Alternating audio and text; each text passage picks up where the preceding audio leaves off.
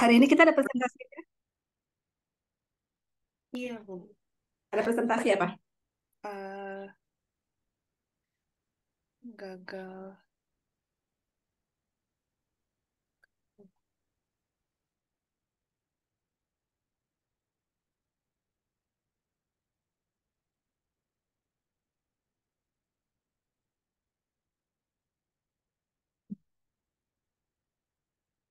Hmm. Nah, saya cek dulu, ini baterainya habis. Sebentar. Oke. Gagal. Mulai aja. Kalau nggak salah presentasinya tentang ini ya, Gagal hati. Gagal hati, Bu. gagal hati. Oke.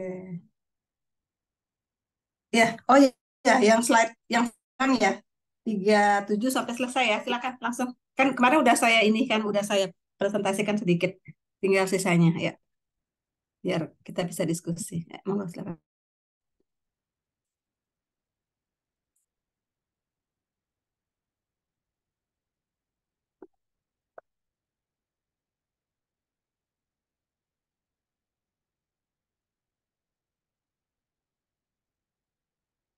PPT-nya udah dikasih saya belum? Atau nggak usah ya, sama aja sih ya PPT-nya kan nggak bahkan?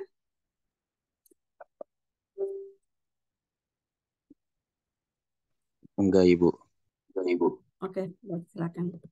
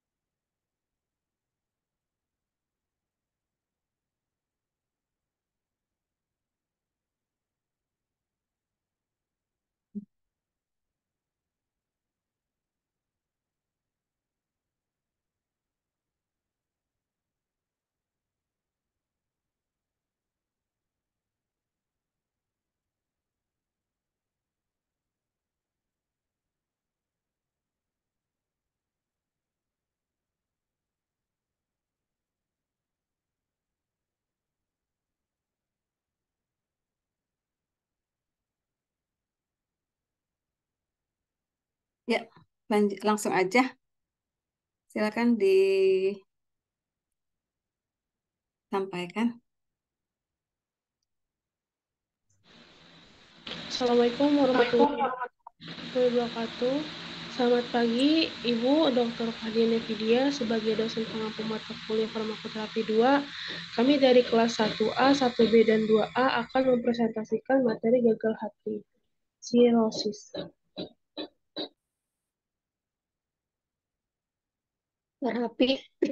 Terapi ascites pada sirosis. Yang pertama, pasien ascites grade 2. Episode pertama pemberian spironolakton 1 kali 100 mg per hari dapat dinaikkan 100 mg setiap 3 hari. Maksimal dosis 400 mg per hari. Yang kedua, jika tidak respons spironolakton atau penurunan BB dalam 1 minggu kurang dari 2 kg atau terjadi hiperkalemia, tambahkan furosemid mulai dari dosis 40 mg per hari. Dapat dinaikkan bertahap atau penambahan 40 mg sampai dosis maksimal 100 mg per hari. Yang ketiga, pasien dengan ascites yang sudah lama atau ascites rekuren. Langsung mulai kombinasi spironolakton dengan furosemid. Yang keempat, turunkan dosis bertahap jika ascites perbaikan. Yang kelima, pada keadaan perdarahan saluran cerna, gangguan fungsi ginjal, hepatikum, hiponatremia, hipokalemia, atau hiperkalemia, harus hati-hati dalam pemberian diuretik. Sebaiknya keadaan penyulit tersebut diatasi dulu. Yang keenam, diuretik tidak direkomendasikan pada keadaan persisten over hepatikum. Yang ketujuh, diuretik harus di-stop jika hiponatremia natrium kurang 125 AKI, hepatikum, kram otot. Yang terakhir, furosemid di-stop jika lebih kecil 3 dan spironolakton di-stop jika K lebih besar 6. Oke, saya tambahkan ya. Benar. Jadi ini sekaligus kalian ngajar ya. Bentar, ya diganti dulu. Jadi di sini terapi asistes pada sirosis apa saja ya kalian pelajari ya kalau ujian ya. Pertama adalah dia bisa yang pasti karena asistes diberikan apa diuretik ya. Nah, diuretiknya bisa dikasih spironolakton ya. Kemudian ada beberapa hal yang perlu diwaspadai yaitu kondisi-kondisi di mana diuretik tidak direkomendasikan ya pada poin 6, 7 dan 8 itu kalian harus ingat ya. Jadi artinya kalau misalnya pasien tersebut persisten koma hepatikum misalnya ya dalam kondisi koma atau natriumnya kurang di 125 dalam darah. Jadi dia hiponatremia ya. Atau si pasien menderita akut kidney injury. Jadi gagal ginjal yang tiba-tiba menjadi akut gitu ya. Karena kan memang kalau AKI itu kan nggak ada urin ya, seperti itu ya. Jadi dia memang oliguria ya, seperti itu. Jadi atau anuria. Nah, bisa juga koma hepatikum atau pasien tersebut menderita kram otot karena kalau dia kram otot tuh artinya ada gangguan terhadap kaliumnya, biasanya begitu. Nah, furosemid itu di stop jika kaliumnya di dalam darah kurang dari 3, jadi dilihat angkanya ya.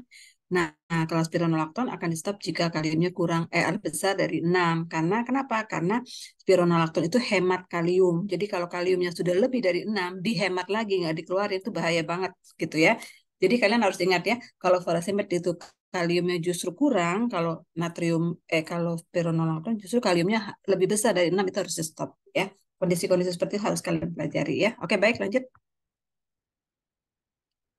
Selanjutnya masuk ke terapi pasien penyakit gangguan hati.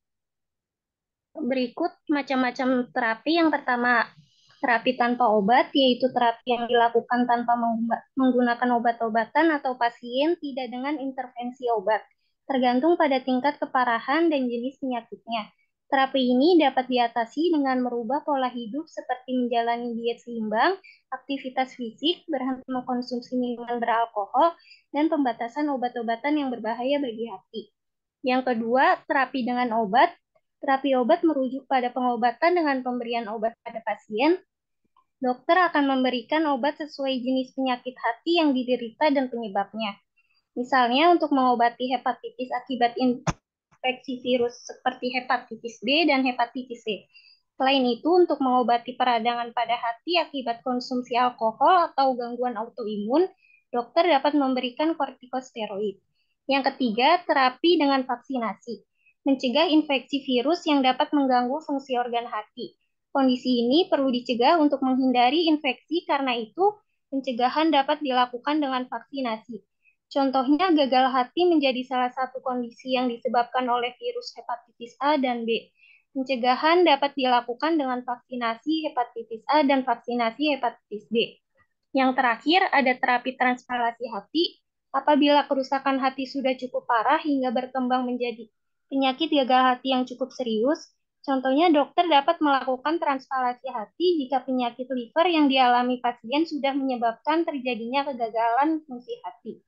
Cara mengobati penyakit liver ini juga umumnya disarankan untuk dilakukan pada penderita hepatitis kronis, sirosis, perlemakan hati, dan kanker hati.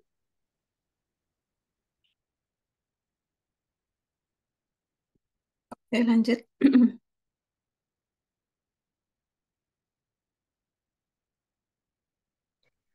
Terapi tanpa obat. Terapi pengobatan tanpa menggunakan obat-obatan. Yang pertama, ada diet seimbang, yaitu prinsip yang mengedepankan asupan nutrisi dalam jumlah yang tepat, mencakup menjaga keseimbangan antara kalori yang masuk dengan kalori yang digunakan oleh tubuh. Jumlah kalori yang dibutuhkan sesuai dengan tinggi badan, berat badan, dan aktivitas. Pola makan yang seimbang juga mencakup menghindari makanan berlebihan gula, garam, dan lemak trans yang tidak sehat. Kemudian ada diet rendah protein. Adalah pola makan yang membatasi protein dari makanan atau konsumsi sehari-hari. Pada diet ini, asupan protein lebih rendah dari kebutuhan normal. Biasanya lebih banyak mengonsumsi sayuran, buah, serta melakukan aktivitas sesuai kemampuan. Yang ketiga, ada pola hidup teratur, itu hidup yang tertata rapi dan terukur, dengan target-target yang harus dikerjakan. Hal ini menjaga agar tidak ada satupun hal yang penting yang akan tertinggal. Contohnya, biasakan sarapan sebelum mulai aktivitas di pagi hari karena sarapan sangat penting untuk meningkatkan kinerja. Kemudian yang terakhir ada konsultasi dengan petugas kesehatan, yaitu langkah awal untuk bertanya atau berdiskusi terkait kondisi kesehatan secara umum hingga kondisi medis tertentu. Tujuan konsultasi ini bisa untuk pencegahan, pemantauan, rekomendasi tindakan medis hingga mendapat pengobatan. Selanjutnya ada terapi dengan obat. Di sini ada obat, indikasi, dan contohnya. Yang pertama itu ada aminoglikosida dengan indikasi absen hati oleh bakteri. Contohnya itu gentamisin, tobramycin. Yang kedua itu ada anti-amuba dengan indikasi amubiasis. Contohnya itu dehidroemetinin, diiodohidroquinolin, diloxanidin, furoate, emiteni, etofamid, metronidazol, sekrinazol. Yang ketiga itu ada anti malaria, yaitu dengan indikasi pencegahan abses hati dengan contoh kloroquine. Yang keempat ada hepatitis B. Yang keempat ada antivirus dengan indikasi hepatitis B. Contohnya itu lamivudin. Yang kelima itu ada diuretik dengan indikasi edema dan sirosis hati. Contohnya itu spironolakton. Yang keenam itu ada kolagogun, kolelitolitik, dan hepatitik protektor dengan indikasi melindungi hati akibat hepatitis dan kondisi lain. Contoh obatnya itu ada metadoksin, laktulosa, silimarin. Yang terakhir ada multivitamin dengan mineral dengan indikasi hepatitis. Contohnya itu vitamin A, D, E, K, dan vitamin B dan C. Itu terapi untuk apa ya? Eh, Terapi untuk ini, fungsi hati. iya, Ibu. Oke. Tadi bentar, coba dilihat lagi slide-nya di slideshow bisa nggak supaya lebih mudah. Ini saya sambil absen ya. 211A yang nggak hadir si ini ya. Siapa namanya? Tadi siapa sih? Lupa saya. Bentar. Yang nggak hadir kalau nggak salah Aldi Rahadiansah ya atau gimana? Benar nggak? Aldi Rahadiansah hadir nggak?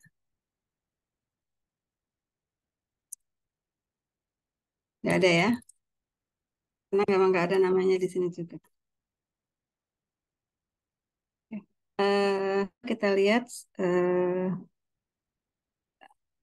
slide 41 ya. Slide berapa? 41. Oke, terapi dengan obat. Ini untuk indikasi macam-macam ya. Ada anti amuba bisa masuk ke dalam obat. Ada yang tahu nggak? Kan ini anti amuba nih ada ya, benar nggak sih? Ada anti amuba ya. Nah, itu untuk indikasinya amubiasis ya. Kenapa? Ada yang tahu? Anti amuba bisa masuk ke terapi obat hepar. Nanti kalau ujian bisa tahu ya kenapa. Karena kan kalian udah belajar amuba kan dulu? Udah belajar amuba belum? Udah kan? Waktu mungkin awal-awal farmakologi atau D3 ya, saya nggak tahu. Ini S1 semua ikut saya atau enggak. Amuba itu ada yang berdiamnya di hati, makanya disebut sebagai amubiasis gitu ya. Jadi amuba yang berdiam di hepar. Ada yang seperti itu ya. bisa menyebabkan kerusakan hepar. Jadi makanya anti amuba termasuk ke dalam obat-obat untuk hepar gitu ya. Malaria kenapa bisa untuk hepar? Karena memang malaria itu kan ada yang plasmodiumnya berdiam di hepar, di hati gitu ya. Seperti itu. Itu kan makanya orang kalau malaria, demam berdarah tuh SGPT, SGOT-nya naik gitu. Makanya obatnya juga bisa ya. Yang lain memang fungsi hati ya, hepatitis memang ke hati dan sebagainya ya. Oke, silakan dilanjutkan.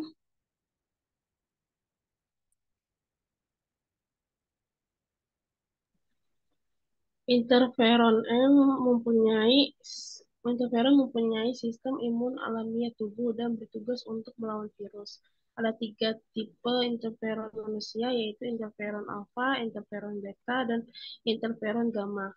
Untuk mengobati hepatitis B, C, dan D, imunoglobulin hepatitis B mencegah berulang hepatitis B setelah transplantasi hati.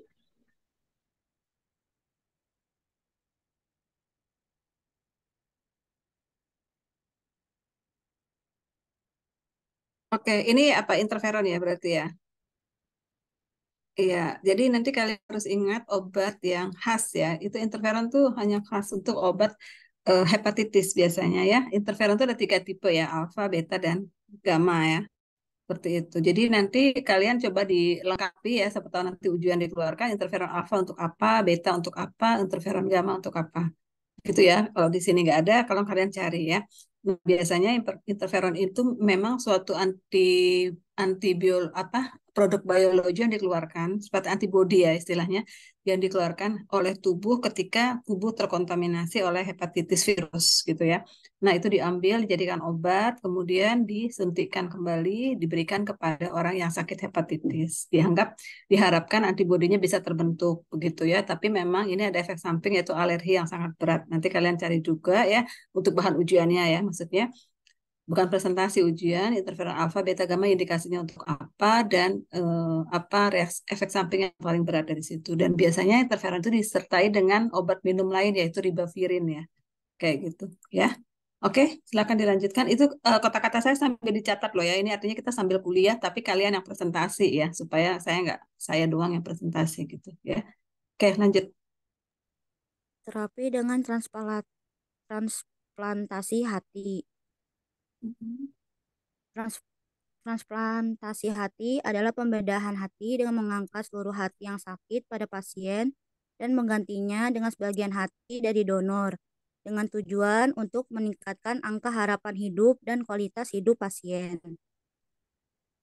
Terapi yang diterima untuk kegagalan hati fulminan yang tak dapat pulih dari komplikasi penyakit kronis tahap akhir. Pada pasien dengan kegagalan hati fulminan dapat dipertimbangkan untuk transplantasi hati bila terdapat tanda-tanda ensefalopati lanjut, koagulopati mencolok atau waktu protombin 20 menit atau hipoglikemia. Pada pasien penyakit kronis dapat dipertimbangkan untuk transplantasi bila terdapat komplikasi yang meliputi asites refrakter,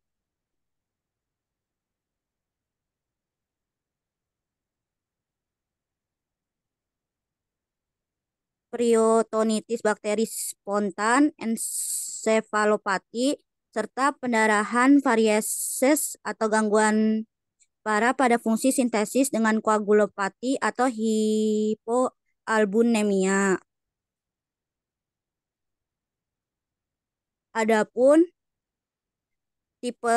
dua tipe utama transplantasi hati itu dia ada dua, itu ada homotransplantasi auxillaris, yaitu di mana sebuah kondisi hati ditransplantasikan di tempat lain dari hati yang sudah ada atau tetap diam di tempatnya. Yang kedua ada transplantasi ortopik di mana sebuah hati baru diletakkan pada tempat hati yang lama. Adapun transplantasi ortopik itu biasanya lebih berhasil merupakan usaha gabungan dari medis dan bedah. Masa bertahan hidup untuk transplantasi hati untuk orang dewasa itu sekitar 1 tahun 60-70%.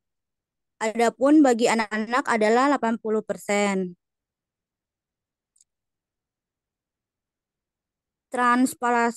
Transplantasi untuk gagal hati akut pada mereka yang diperkirakan tidak memiliki kemungkinan untuk dapat bertahan hidup, misalnya pada gagal hati fulminat akibat hepatitis non A, non B, hepatitis halotan atau keracunan parasetamol yang disertai dengan koagulopati berat dan bilirubin lebih dari 100 mikromol per liter jika dilakukan sebelumnya terjadi edema cerebral yang memiliki prognosis yang baik.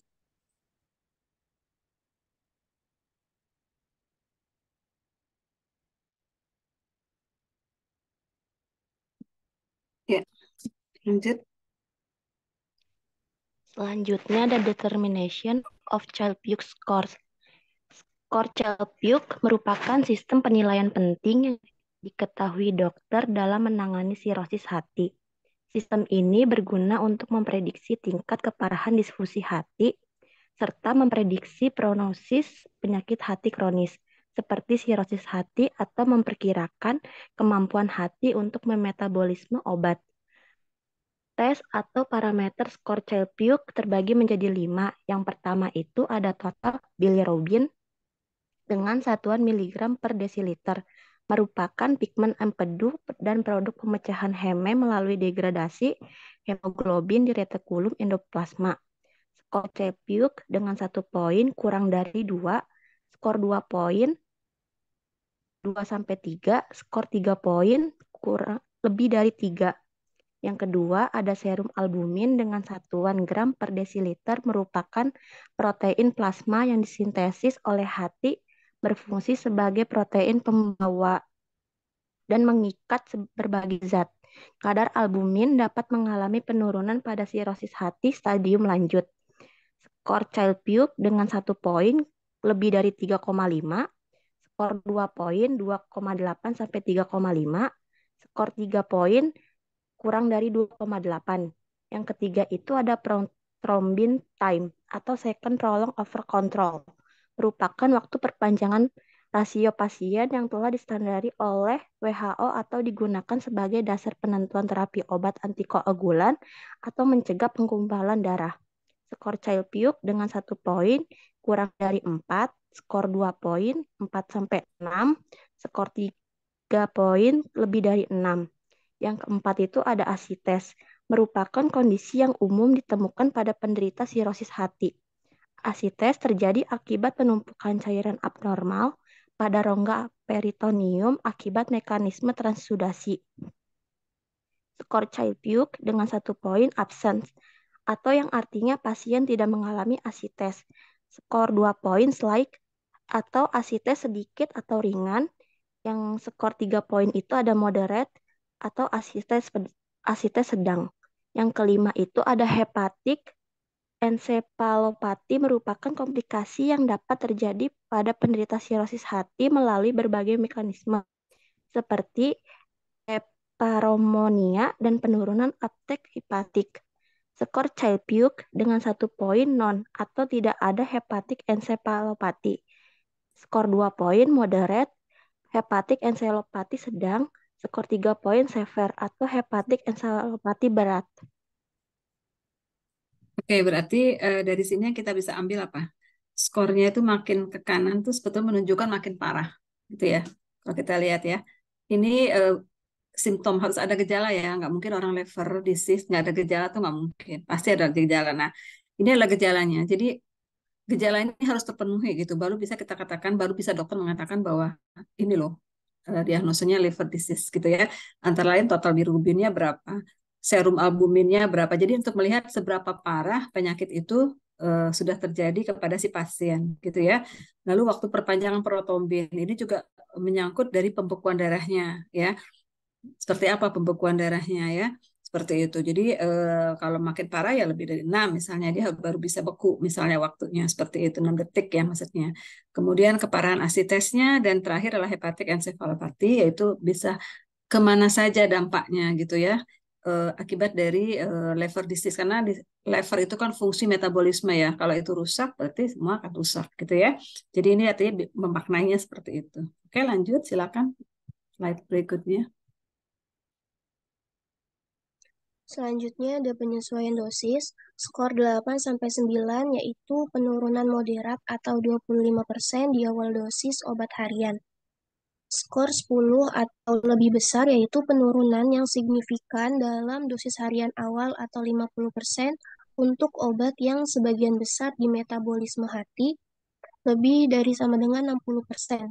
Pasien dengan atau tanpa disfungsi hati, dosis awal dimaksudkan sebagai titik awal untuk titrasi dosis berdasarkan respon pasien dan menghindari efek samping.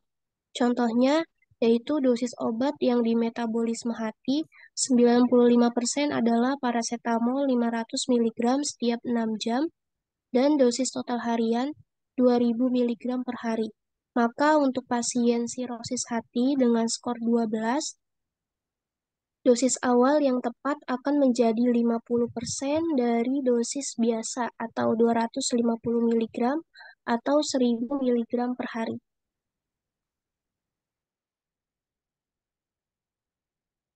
Ya, ini dosis-dosis ya. Oke, nggak ada masalah. Silakan dilanjutkan.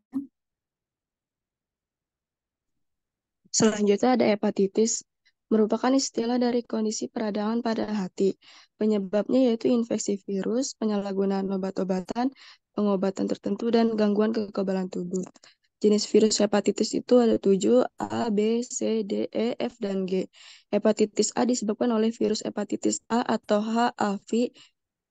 Penyakit ini ditularkan melalui makanan yang terkontaminasi oleh virus hepatitis A.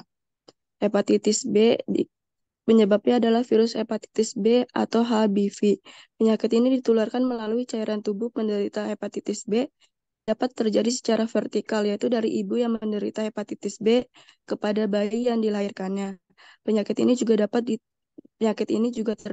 dapat terjadi secara horizontal melalui transfusi darah, jarum suntik yang tercemar pisau, cukur, tato, dan transplantasi organ. Hepatitis C disebabkan oleh virus hepatitis C atau HCV. Penyakit ini ditularkan melalui paparan darah dan cairan tubuh yang terkontaminasi virus hepatitis C. Penyakit hepatitis D disebabkan oleh virus hepatitis Delta atau HDV. Infeksi virus hepatitis D biasanya ditemukan bersama-sama dengan infeksi virus hepatitis B karena virus ini memerlukan virus hepatitis B untuk dapat berkembang di tubuh manusia. Oleh karena itu, penularannya sama dengan penularan hepatitis B. Hepatitis E, virus hepatitis E, FEH menyebabkan penyakit hepatitis E. Gejala infeksi harus virus hepatitis E sama seperti gejala hepatitis A. Virus ini terdapat pada feses pasien yang menderita hepatitis E dan ditularkan melalui makanan atau minuman yang terkontaminasi virus tersebut. Hepatitis A, B, dan C yang paling sering ditemukan. Ya, oke. Jadi udah jelas ya. Tadi udah ada gejala dan sebagainya. Penularannya seperti apa ya. Mudah-mudahan nanti kalau ada pertanyaan seperti itu bisa ya dijawabnya ya. Oke, lanjut. Slide berikutnya. Tabel perbandingan virus hepatitis A, B, C, D, dan E. Inkubasi. Hepatitis A 2-4 minggu, hepatitis B 1-6 bulan, hepatitis C 2 minggu sampai 6 bulan, hepatitis D 3 minggu sampai 3 bulan, hepatitis E 3-6 minggu. Penularan. Hepatitis A penularannya yang pertama fekal oral, yang kedua jarang terjadi melalui darah atau seks.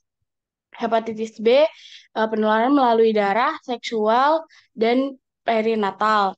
Hepatitis C penularan melalui sporadik, seksual, sering pada penderita yang berganti pasangan, perinatal, lalu tak ada laporan. Hepatitis D penularannya melalui darah dan seksual. Hepatitis E melalui fekal oral, kontaminasi makanan. Kelompok beresikonya hepatitis A itu militer dan penitipan anak. Hepatitis B kelompok beresikonya itu ada pencandu obat, terus homoseksual, tenaga kesehatan, resipien darah. Hepatitis C kelompok beresikonya ada pencandu obat, tenaga kesehatan, dan resipien darah. Hepatitis D kelompok beresikonya pecandu obat, dan penderita hepatitis B. Hepatitis E kelompok berisikonya ada pelancong daerah endemik. Yang keempat tadi diagnosis akut hepatitis A itu dia imunoglobulin anti HAV, terus hepatitis B imunoglobulin anti HBC dan HBs AG. Hepatitis C diagnosis akutnya itu klinis. Yang hepatitis D diagnosis akutnya imunoglobulin M anti HDV. Hepatitis E diagnosis akutnya klinis. Terus diagnosis kronisnya hepatitis A tidak ada, hepatitis B anti HBC total dan HBs AG. Hepatitis C dia HCV AB, hepatitis D HDV AG, hepatitis E itu tidak ada diagnosis kronisnya. Oke, ya itu sama ya. Berarti itu tentang bagaimana penularannya. Hati-hati kan. Mungkin yang saya tambahkan di sini adalah fekal oral ya. Fekal oral itu artinya dia dari mana? Dari apa namanya feses ya. Jadi dia misalnya buang air di satu tempat ya nggak bersih atau misalnya ada kamar mandinya kemudian dipakai orang lain tangannya nggak dicuci makan dan sebagainya ya itu namanya penularan melalui fekal oral ya. Jadi hati-hati untuk hepatitis A ya karena itu mudah saja. Kalau yang lain kan mungkin darah seksual, perinatal dan sebagainya itu kan kalau kita ada operasi dan sebagainya ya seperti itu. Tapi yang agak berat itu adalah hepatitis A karena itu mudah sekali terjadi di makanan dan sebagainya gitu ya. Oke, lanjut silakan ke slide berikutnya.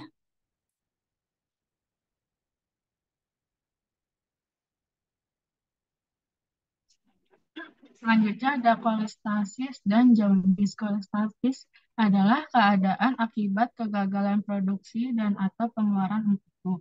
Lamanya menderita kolestasis dapat menyebabkan gagalnya penyerapan lemak dan vitamin A, D, E, dan K oleh usus, penumpukan asam empedu, bilirubin, dan kolesterol di hati. Adanya kelebihan bilirubin dalam sirkulasi darah dan penumpukan pigmen empedu pada kulit, membran mukosa, dan bola mata. Ada lapisan skeletal disebut dengan jaundice atau bisa disebut dengan penyakit kuning. Pemeriksaannya itu ada alkali fosfat.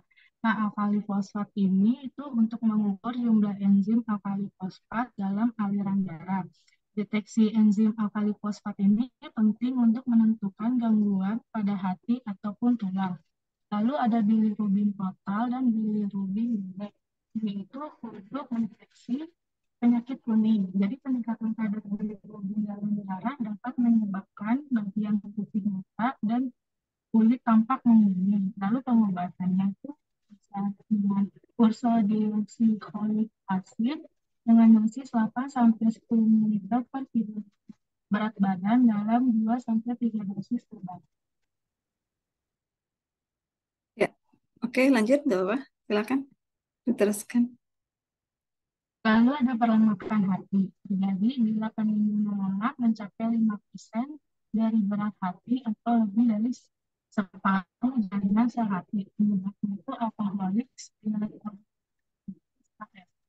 atau ASA ini yang dia mengkonsumsi alkohol. Nah, nanti kalau yang non-alkoholik kayak hepatitis dia yang non-alkohol. Pemeriksaan yang dilakukan SGPT, SGOT, dan alkali fosfat. Pengobatannya obat yang menurunkan lemak. Di sini ada gemfibrozil 600 mg 2 kali sehari.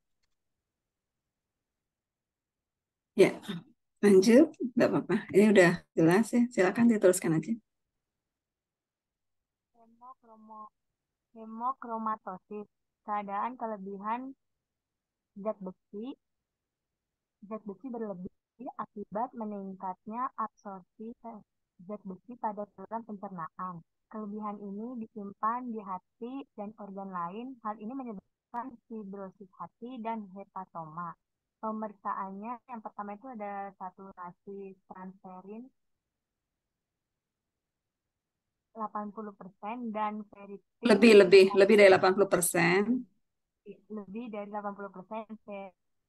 Ferritinnya mencapai 2000. Ya. 2000. Terus pengobatannya itu venlafaxine Mm-mm. 500 gram darah Darah lemak lengkap.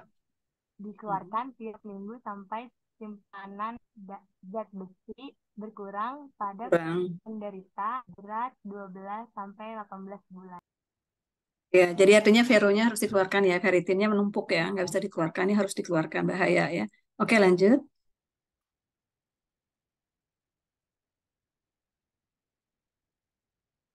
Yang kelima ada abses hati, yaitu kantong berisi nanah yang terbentuk di dalam hati. Abses hati dapat disebabkan oleh infeksi bakteri atau amuba. Gejalanya demam dan menggigil. Pengobatannya ada golongan aminoglikosida, contoh obatnya itu gentamisin dan tobramycin. Untuk abses hati yang disebabkan karena bakteri. Diberikan 3 kali 1 secara teratur selama 7 hari berturut-turut. Kemudian ada golongan anti amuba. Contoh obatnya ada dehidroemetin, metronidazole, sekidazole, teklozan, tibroquinol, tenidazole adalah preparat yang digunakan untuk amobiasis. Resiko terjadi abses hati karena amuba dapat diminimalkan. Kemudian ada anti malaria, contoh obatnya kloroquine dapat juga digunakan untuk mengobati amobiasis, mencegah perkembangan abses hati yang disebabkan oleh amuba. Oke, untuk abses hati ini ada macam-macam ya. Biasanya ya ada golongan aminoglycosid, anti amuba, anti malaria ya. Nah, ini nanti efek sampingnya mungkin kalian bisa tambahkan ya, cari ya. Kalau jadi kayak aminoglycosid ini paling terkenal efek samping atau toksis ya, karena dia memang bahaya. Karena dia disuntik itu bisa menyebabkan telinga tuli gitu ya. Kemudian metronidazole ya, biasanya mual muntah sih kalau dia nggak terlalu berat gitu ya. Anti malaria, kloroquine ini juga bisa untuk masalah hepar juga sebetulnya, ginjal ya seperti itu ya. Jadi banyak efek sampingnya. Nanti kalian coba cari lagi yang paling khas dari efek sampingnya ya. Oke, lanjut. Slide berikutnya. Sirosis hati nih. Kemudian yang keenam ada sirosis hati adalah kondisi timbulnya jaringan parut yang parah pada hati. Setelah terjadi peradangan dan pembengkakan, hati mencoba memperbaiki dengan membentuk bekas luka atau jaringan parut fibrosis. Semakin banyak fibrosis, maka hati semakin sulit melakukan fungsinya, berkembang menjadi sirosis. Sirosis ini dapat terjadi karena yang pertama ada hepatitis B dan C, karena keduanya merupakan virus yang dapat ditularkan melalui kontak dengan darah pasien yang terinfeksi. Kemudian ada alkohol, perlemakan hati, dan penyakit yang menyebabkan penyumbakan empedu. Ya, lanjut.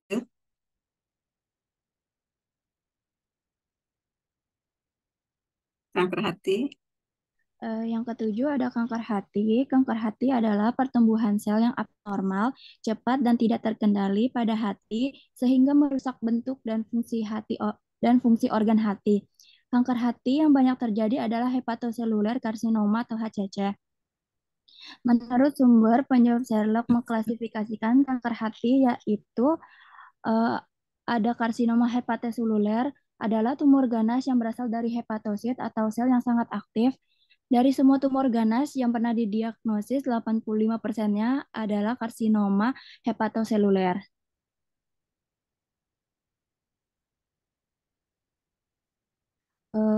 Ada kolangiokarsinoma adalah tumor ganas yang berasal dari epitel saluran empedu. Sekitar 10% dan 5%-nya adalah tumor hati lainnya.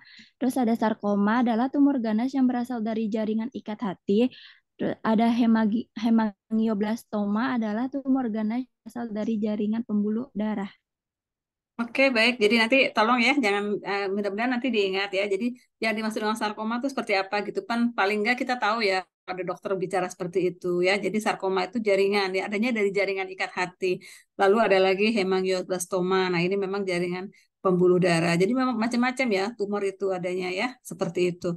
Jadi nanti kalian harus bisa ya. Jadi nanti kalau ada pertanyaan, apa aja sih? Nah, kanker hati ini memang sulit disembuhkan ya, namanya juga udah cancer ya, seperti itu. Jadi memang fungsi hati otomatis akan rusak karena banyak fibrosis di sana, sehingga hati tidak lagi bisa memetabolisme karena sudah fibros gitu ya. Seperti itu. Oke, lanjut.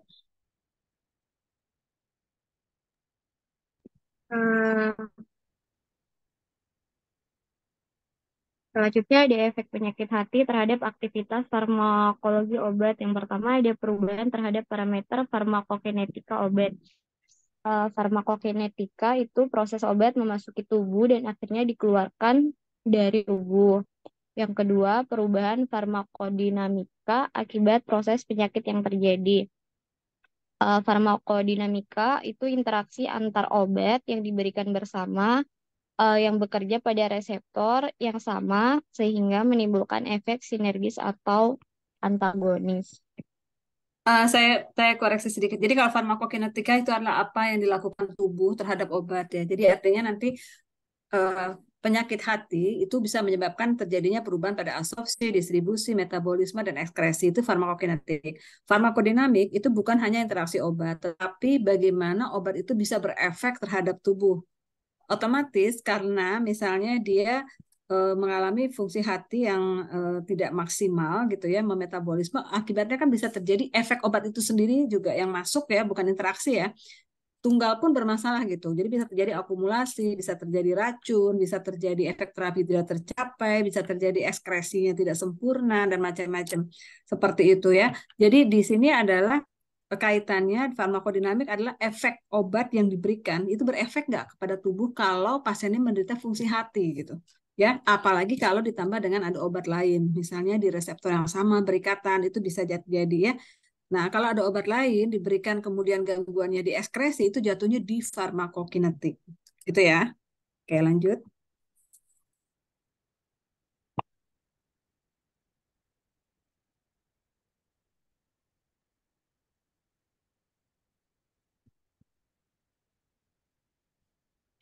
Penyakit hati dapat mengakibatkan yang pertama ada akumulasi obat. Akumulasi obat didefinisikan sebagai perbedaan antara jumlah obat yang masuk ke dalam tubuh dan jumlah obat yang dikeluarkan dari tubuh pada durasi waktu tertentu yang mencerminkan akumulasi obat atau rasio akumulasi obat. Kegagalan membentuk metabolit aktif atau inaktif, peningkatan bioavailabilitas oral. oral.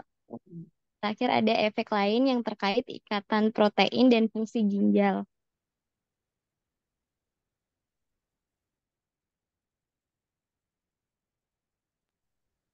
Prinsip penggunaan obat pada penderita gangguan hati yang berat. Memilih obat yang eliminasinya melalui ekskresi ginjal. Hindari penggunaan obat diuretik, obat yang menyebabkan konstipasi, antikoagulan oral, kontrasepsi oral, dan obat hepatotoksik. Lakukan penyesuaian dosis.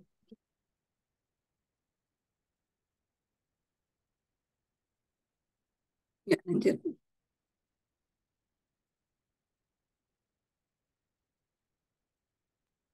Beberapa pilihan dalam penata laksana dosis obat pada pasien kerusakan fungsi hati. Yang pertama, mengurangi dosis obat terapi interval dosis normal. Yang kedua, menggunakan dosis normal tetapi memperpanjang interval obat. Yang ketiga, ada memodifikasi dosis serta interval pemberian obat. Oke, ini juga nanti akan bisa saya keluarkan di ujian ya. Ini misalnya tapi kasus ya, misalnya obat orang sakit hati, pilihan obat pilihan penata laksanaan dosis pada orang yang terjadi fungsi hatinya bermasalah misalnya ya. Misalnya dengan mengurangi dosis, contohnya ada dosis sekian dikurangi sekian pilihannya. Atau misalnya harusnya 3 kali jadi 2 kali, itu kan memperpanjang interval ya. Seperti itu. Atau memodifikasi dosis serta interval pemberian. Jadi dosisnya dikurangi, intervalnya juga diperpanjang. Itu bisa ya, seperti itu. Jadi dipahami makna kalimatnya ya. Lanjut. Ini saya kira cepat aja ya, karena ini nama obat ya. 59. Silakan. Obat-obat berikut ini memerlukan perhatian khusus pada penderita gangguan hati. Yang pertama itu ada obat golongan sedatif seperti benzodiazepin dan opioid, itu dapat menimbulkan koma. Dan yang kedua ada paracetamol, halotan, dan INH atau isoniazid. Terkait dengan dosis dan pada dosis yang tinggi dapat menimbulkan kerusakan yang tinggi. Yang ketiga, obat-obat lainnya itu contohnya seperti propranolol, furosemid, lansoprazol, warfarin, phenytoin, diazepam, chloromazina, chloramphenicol, digitoxin, theophylline, tolbutamida, clindamycin, morfina, hexobarbiton, tiopenton, dan antipirin. Oke, lanjut. Obat-obat yang dimetabolisme terutama pada organ hati. Ada lidocain, procainamide, quinidin, phenytoin, carbamazepin, valproic acid, phenobarbital, etosuximid, cyclosporin, tacrolimus, theophylline, diazepam, isoniazid. Ya, oke. Lanjut.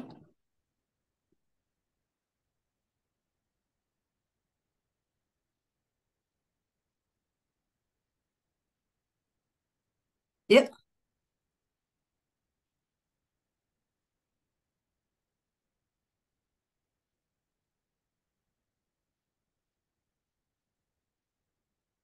Siapa nih yang mau bacain?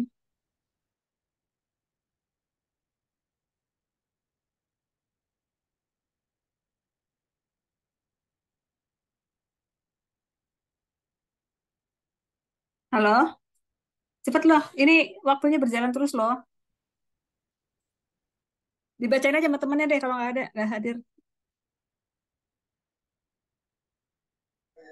Lalu di sini ada obat-obatan dengan indeks terapi sempit yang 60% itu dieliminasikan pada hati. Menurut FDA tahun 1988 itu ada beberapa obat, contohnya itu ada aminophylline, carbamazepin, clindamycin, klonidin, valproic acid, warfarin sodium, theophylline, guanidin gluconat, ada isoproterenol, levosin, prazosin, prokainamid, pentoin, minoxidil, dan oxytriptyline.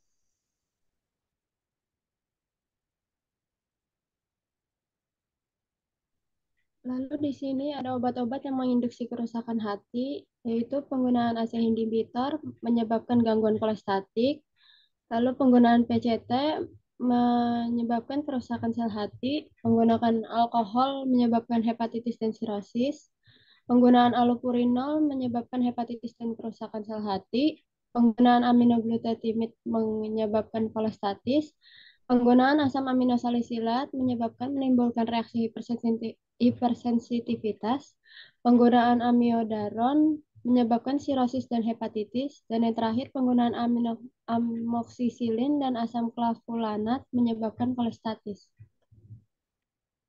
Oke, lanjut. Baik, selanjutnya gangguan pada hati geriatrik. Pada pasien usia lanjut, pemberian obat dalam jumlah banyak hendaknya dihindari karena perlu adanya perhatian yang khusus terhadap pasien dengan usia lanjut yang mengalami gangguan fungsi hati. Dikarenakan aliran darah ke hati pada pasien umur lebih dari 60 tahun berkurang hingga 50-60% dibandingkan pada pasien usia muda dengan kisaran usia 20-30 tahun menurut Katzung tahun 2004.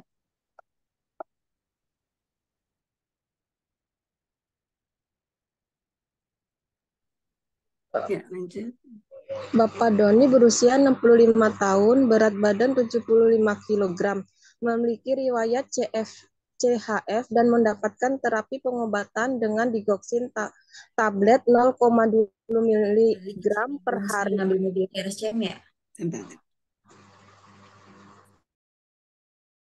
Hasil laboratoriumnya, total birilumnya 3,4 mg per dl dan serum albuminnya 2,5 gram per dl, protobintemnya 6,7, asitesnya sedang, hepatik encepalopatik sedang.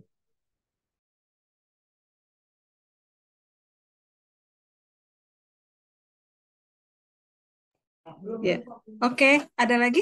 Oh, ini apa tadi? Bentar, ini anak saya lagi datang. Ya, ya. Jadi ini udah ya kasus ya kalau nggak salah ya hasil laboratorium ya. Ya, Iya. betul. Oke, jadi ada pasien gimana tadi? Coba.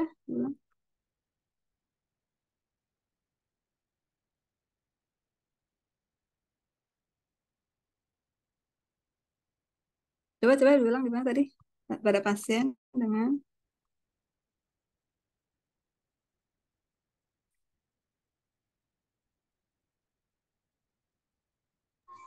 ya. Pasien 65 tahun, berat badan 70 ya, cardiac health failure ya. Terus mendapat terapi pengobatan digoxin. Nah ini sangat toksis ya, digoxin ya, hati-hati. Jadi hasil laboratorium nanti kalian bisa lihat, bandingkan bilirubin berapa, serum albumin berapa. Kan tadi ada tuh scoringnya ya, ASITES, hepatik, encephalitis ada kan? Nah kalian tinggal coba slide berikutnya apa? Tinggal memasukkan scoringnya gitu ya. Nanti kan bisa dilihat, coba lihat slide selanjutnya berapa, gimana? Nah ya kan? Nah ini kan ada skor-skornya tuh, ya kan bisa kan?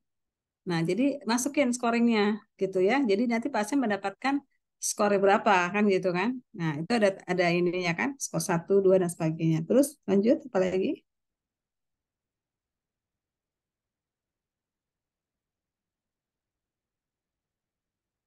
Ini kan. Ya. Nah, kemudian akhirnya pasien mendapat skor berapa di sini?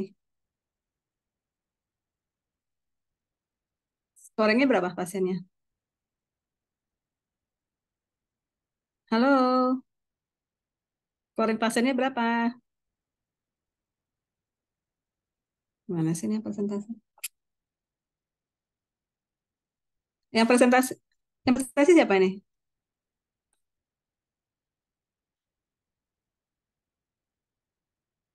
Skornya 8. Ya, dijawab cepet dong. Ini kalian lagi di mana sih? Kok lama banget responnya? Ya, jadi kan gampang kan langsung kelihatan scoringnya 89, dia masuk di mana gitu kan. Nah, seperti itu. Lalu apa yang harus dilakukan? Di sini apa yang dilakukan kalau scoringnya seperti itu?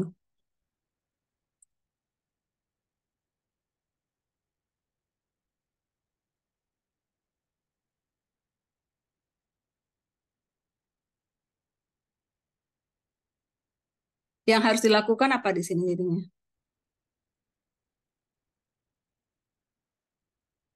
Dengan cara dosis diturunkan dan interval pemberiannya tetap, Ibu. Dia tetap, tapi dosisnya diturunkan. Jadi kita masih pakai pakai yang pertama ya, seperti itu. Karena dia scoringnya moderat atau parah atau apa? Ininya skornya di sini jadinya.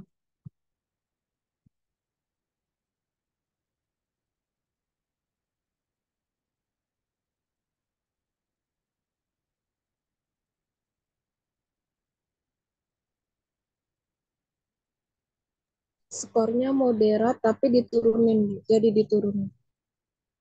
Scoring moderat. Oke, scoringnya jadi jatuhnya moderat tapi diturunkan gitu ya. Karena kan di sini ada apa skor plaknya gitu ya, plak skornya seperti itu nanti bisa kelihatan. Oke ya. Jadi bentar. Tadi skornya berapa sih? 6,8 ya? Ya. Jadi dia masuk moderat terus oke. Ada lagi lanjut, ada lagi yang mau di ini kan? Sudah selesai.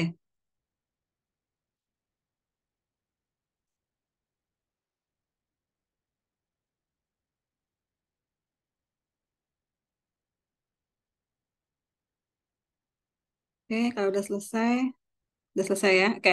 Dah, oke ya. Jadi presentasinya sudah selesai untuk fungsi hati ya.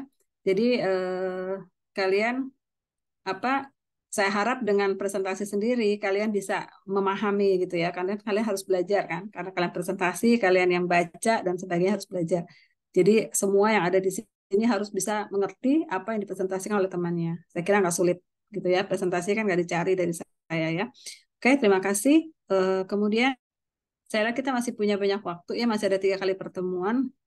Kalian boleh minggu depan saya akan presentasi, tapi kalian bisa mempersiapkan diri untuk presentasi tentang kanker cair ya. Kanker cair itu saya kasih dalam bentuk YouTube ya, ingat nggak linknya? Nah, silakan itu kalian buka, pelajari dan screenshot, lalu kalian presentasikan bentuk PPT. Bentuk PPT-nya nggak usah diketik nggak apa-apa, tapi screenshot yang bagus ya. Jadi begitu ada ini, kalian screenshot, masukin di dalam PPT sampai selesai satu YouTube itu dan kalian presentasikan di saya. Ya, silakan. Kalau minggu depan presentasi nggak apa-apa. Kalau misalnya udah siap, monggo ya, seperti itu. Oke. Oke, saya coba masuk ke kanker cair ya, kanker padat ya, sebentar untuk ini aja, untuk apa memulai sedikit ya supaya nggak terlalu. Makanya kita masih punya eh, beberapa obat kanker juga masih ada ya, saya lihat. Oke, eh, nih ya, udah terlihat ya presentasinya ya. Saya masuk mungkin 10 slide aja, minggu depan saya lanjutkan. Sudah terlihat? Sudah, Bu.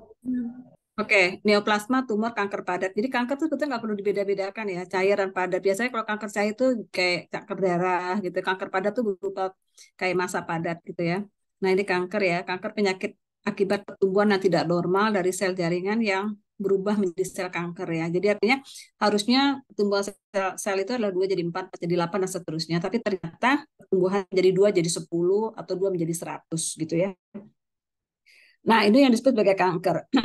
Nah, apa di sini kan dikenal oleh masyarakat sebagai tumor, padahal tidak semua tumor itu adalah kanker. Jadi ada juga yang tumornya berupa tumor yang jinak, ya. Ada juga tumor yang ganas. Jadi tidak semua tumor itu adalah kanker. Tapi kalau kanker, dia adalah pertumbuhan abnormal yang berubah menjadi ganas dan menyebabkan kematian, ya. Nah, ini jenis-jenis kanker yang mungkin kalian harus ketahui, ya. Sesuai nama organ dan jaringan tubuh yang terkena sel kanker ya. Jadi mulai kepala, leher udah ada kankernya. Rongga mulut, tenggorokan, pencernaan, urin, paru-paru, payudara ini paling banyak terjadi ya, kanker payudara. Kanker serviks ada apa namanya? Vaksinnya ya. Nama vaksinnya apa? Ada yang tahu nggak tuh? Vaksin untuk kanker serviks. Bukan untuk kanker serviks. Apa namanya? Gardasil vaksin HPV. Ya, ya, HPV ya. Jadi dia human papillomavirus gitu ya. Jadi itu vaksin itu diberikan pada anak umur 16 tahun sebenarnya. Jadi bukan pada ibu-ibu sebenarnya salah.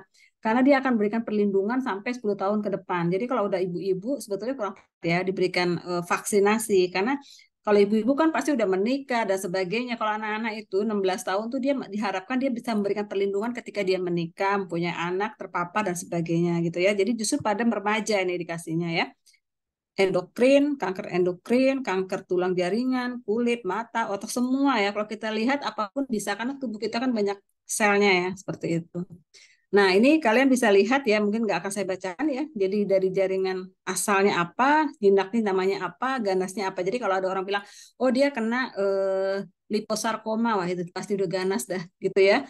Kayak gitu. Jadi dia ada jaringan ikat liposarkoma, atau dia kena sarkoma osteogrenik misalnya. Tapi kalau dia kena osteoma, berarti masih ada kemungkinan dia jinak ya. Jadi ini menunjukkan kondisi ya jinak dan ganasnya gitu ya. Kalau namanya karsinoma, karsinoma itu biasanya ganas gitu ya.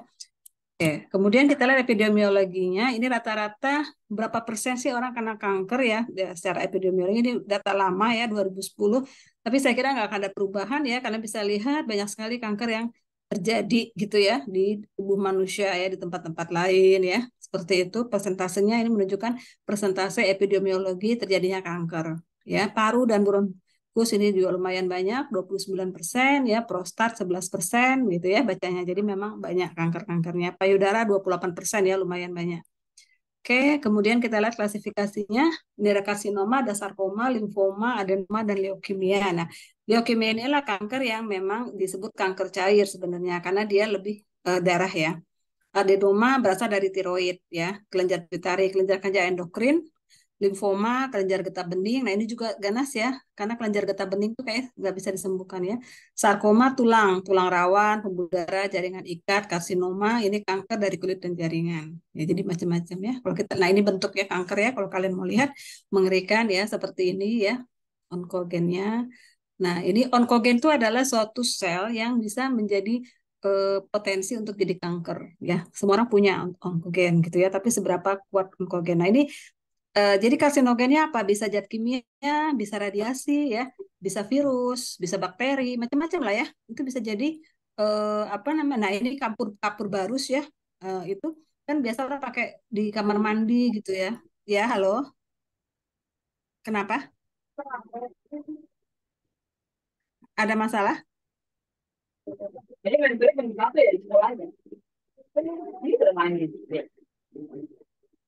Dea, tolong matikan.